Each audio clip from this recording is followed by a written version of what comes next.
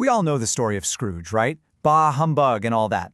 But today, we're going to go way deeper. We're breaking down Charles Dickens's classic, A Christmas Carol, to really get at why it is so much more than just a spooky holiday ghost story.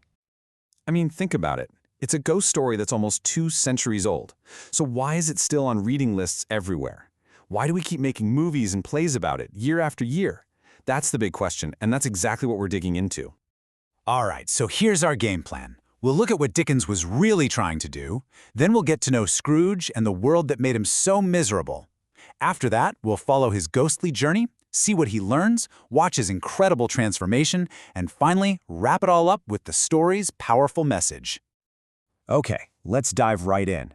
First thing you gotta know is that Dickens wasn't just trying to give people the festive chills. Nope, he had a much bigger and, frankly, much angrier goal in mind. That's right. At its heart, A Christmas Carol is a political weapon. It's a fable, sure, but it's one designed to be a full-on attack on the social inequality of his time. Dickens cleverly used ghosts and Christmas cheer to Trojan horse a pretty sharp critique of Victorian England, forcing his wealthy readers to confront the poverty they worked so hard to ignore. And to land that punch, he needed the perfect character. But you can't really understand Ebenezer Scrooge without first understanding the world that forged him.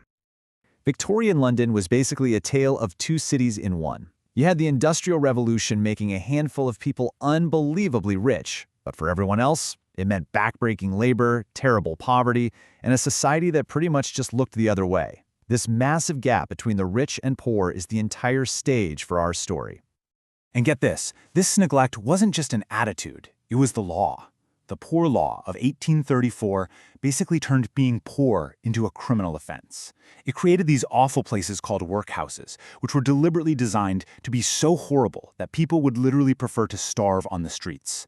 This brutal mindset is exactly what Scrooge champions. And here it is, straight from the man himself. When he's asked for a donation, Scrooge just parrots the coldest logic of the era. This line is absolutely chilling because it shows he doesn't see the poor as human beings. To him, they're just a problem to be managed, a surplus population. This is our starting point for Scrooge. So how in the world do you reach a man who is that cold, that walled off from humanity? Well, Dickens's genius is in the structure. He engineers a perfect supernatural intervention designed to shatter Scrooge's defenses. The story is told in 5 staves, like verses in a song. It kicks off with a terrifying warning from his dead business partner Marley. That's the catalyst. Then, bang, bang, bang, 3 spirits show up to deconstruct him, piece by taking him through his own past, present, and future. It all leads to this huge breakthrough. It's really a perfect blueprint for a psychological transformation. So that's the blueprint. But how does it actually work? Let's get into the nitty-gritty of what each ghost teaches Scrooge, because this is where the real change starts to happen. What's so brilliant here is that each spirit is perfectly designed for its job. The Ghost of Christmas Past is this strange, flickering creature, both child and old man, representing how memory works. It forces Scrooge to face his own history. Then comes the Ghost of Christmas Present, a huge, booming, joyful giant who embodies everything Scrooge rejects, generosity and connection. And finally, the Ghost of Christmas Yet to Come, a silent, terrifying phantom. It doesn't lecture him. It just shows him the silent, lonely end he's headed for. And through these spirits, Scrooge is forced to see people again, not as numbers on a ledger, but as real people. He sees his sister Fan and remembers he could love.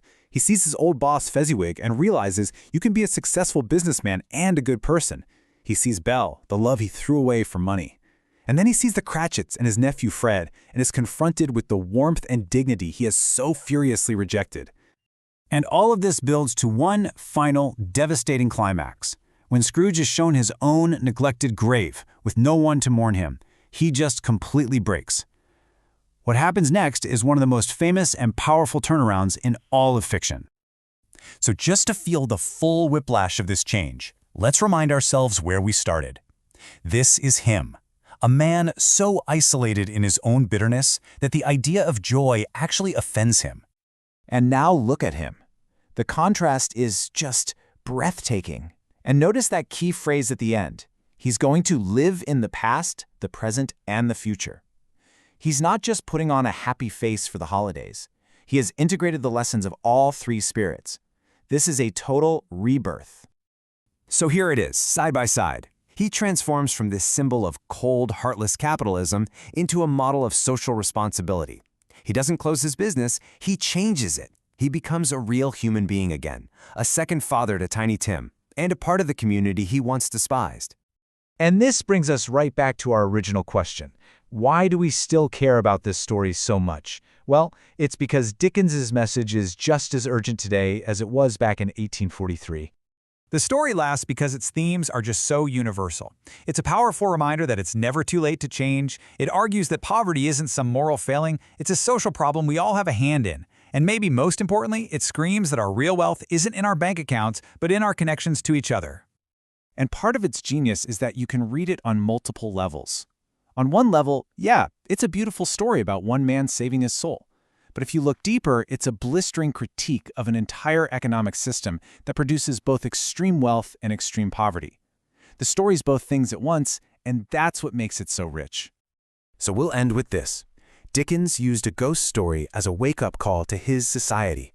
The story challenges us, even now, to look around and ask, who are the Scrooges and the Cratchits in our world, and what's our responsibility to them? It's a question that keeps this old story feeling new and more important than ever.